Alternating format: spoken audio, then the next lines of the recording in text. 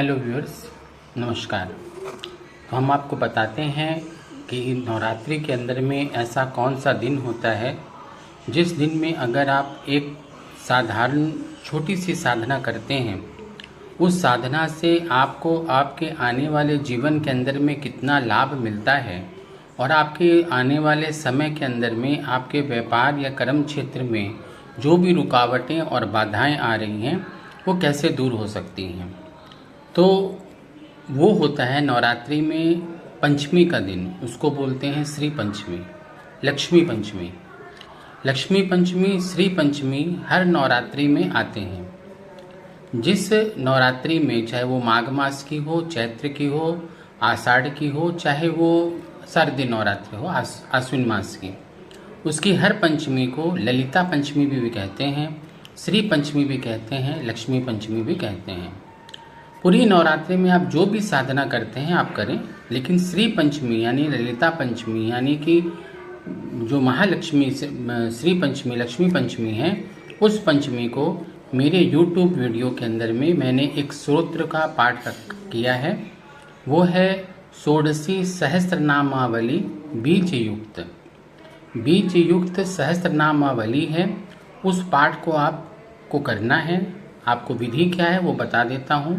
वो विधि ये है कि बाजोड़ के ऊपर में या किसी पाटे के ऊपर में एक लाल कपड़ा बिछा के श्रीयंत्र स्थापित करें और उस श्रीयंत्र के पास एक घी का दीपक जला दें।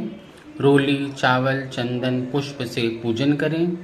जो भी भोग आपके पास उपलब्ध हो भगवती को वो भोग लगा दें और भगवती से अपने आने वाले जीवन के अंदर में कामना करें कि भगवती हमें हमारे जीवन के अंदर में हर क्षेत्र में उन्नति दे। तो ऐसी कामना करके भगवती से प्रार्थना करके उस पाठ का प्रारंभ करें। सबसे प्रथम उसमें ध्यान मंत्र है। एक पुष्प हाथ में लेकर के ध्यान करेंगे। ध्यान पुष्प को जो आपके हाथ में उसको श्रीयंत्र पर स्थापित कर देंगे, छोड़ देंगे। उसके बाद आप कुमकुम अर्चन कर सकते हैं, आप पुष्प अर्चन कर सकते हैं, आप अक्षत अर्चन कर सकते हैं, आप जल अभिषेक भी कर सकते हैं। जल अभिषेक में जिस जल के द्वारा आप भगवती पर चढ़ाएंगे, जल चढ़ाएंगे, एक छोटे चम्मच से आपको यंत्र पर जल चढ़ाना है। यंत्र को किसी पात्र पर स्थापित कर लेंगे, उसमें अष्टदल बना लेंगे, उस पर यंत्र को स्थापित कर लेंगे और यंत्र को कि जिस जल से आप भगवती का अर्चन करेंगे उस जल में चंदन, कुमकुम, हल्दी, अतर, कपूर, चावल, दुर्बा, पुष्प, लवंग, इलायची ये डाल करके उस सुगंधित जल से भगवती को आप एक एक थोड़ा थोड़ा जल जो है भगवती पर चढ़ाते जाएंगे। मेरे उस पाठ के नामावली में जब नमः शब्द का उच्चारण होगा तभी आपको चढ़ाना है। जब पूरा पाठ हो जाए उसके बाद में आप पुष्प हाथ में लेकर के क्षमा प्रार्थना करेंगे कि हे भगवती, मेरे द्वारा इस कृत्य, इस कर्म में और इस अनुष्ठान में कोई त्रुटि, कोई कमी, कोई अल्पता, न्यूनता रह गई हो, उसको क्षमा करके हे भगवती मेरे कार्य को पूर्ण करना और अपनी अनुकंपा सदा मेरे पर और मेरे परिवार पर बनाए रखें। ऐसी प्रार्थना करके वो पुष्प भगवती को अर्पण कर दें। दीपक जब तक जल रहा है तब तक जलने दें। उसके बाद श्रीयंत्र को यथावत स्थान पर स्थापित कर दें। प्रसाद सभी लोग पा लें और जो कुमकुम, अक्षत, चावल जो है या फिर जल जो है उसको परिवार में सबको थोड़ा थोड़ा दे दें और जो शेष बचा हो आप घर में भी रख सकते हैं। अगर कुमकुम आपने रखा है प्रतिदिन उस कुमकुम को लगाएं। वो कुमकुम अभिमंत्रित हो गया है। अभिमंत्रित का मतलब होता है उसमें एक जागृत शक्ति आ गई है।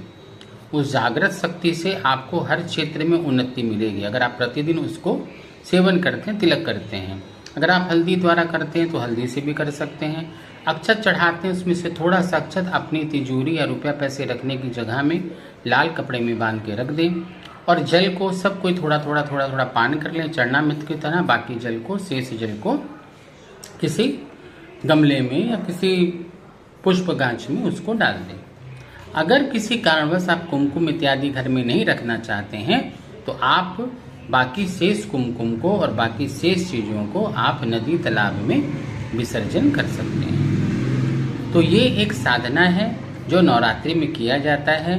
इसको अगर आप चाहें तो हर शुक्रवार को करें और हर पूर्णिमा के दिन करें। श्री यंत्र का अर्चन है ये, जो बीज युक्तों से युक्त, बीज मंत्रों से युक्त है, जो बहुत ही शक्तिशाली है और इसके अंदर में स्वयं में एक शक्ति है। तो इस पाठ को और इस अर्चन को जरूर करें और इसका लाभ आप उठाएं। कमेंट करें, अगर आपको कोई चीज़ समझ में नहीं आता हो हम आपको ज़रूर उत्तर देंगे। और इसको करने के बाद में आपको अपने जीवन क्षेत्र में क्या लाभ मिल रहा है वो भी हमारे साथ शेयर करें, ज़रूर हमें बताएं, क्योंकि आपके कमेंट से, आपके लाइक से और आपके हमारे चैनल को सब्सक्राइब करने से हमें एक शक्ति और एक ऊर्जा मिलती है। मैं चाहूँगा कि आप मेरे चैनल को ज़रूर स्वीकार करें और कोई त्रुटि कमी रह गई हो उसे हमें मार्गदर्शन द्वारा बताएं।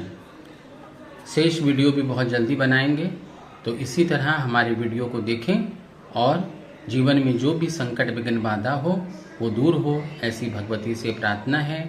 नवरात्रि की बहुत बहुत शुभकामनाएं। नमस्कार।